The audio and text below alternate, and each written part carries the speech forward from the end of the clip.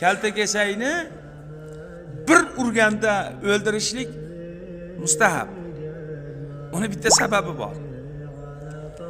İbrahim alayhissalatu vassalomni Namrud degan badbaxt zolim olovga tashaganida, haliga olovga kelib bu jonivor qattiqroq yonsin deb purkagan ekan.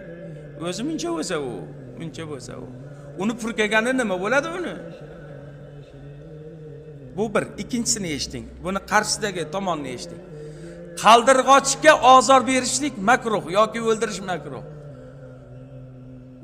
O'sha gulxanga u jonivor olib kelib og'zida suv olib kelib tashamoqchi bo'lgan ekan, qolgan hayvonlar.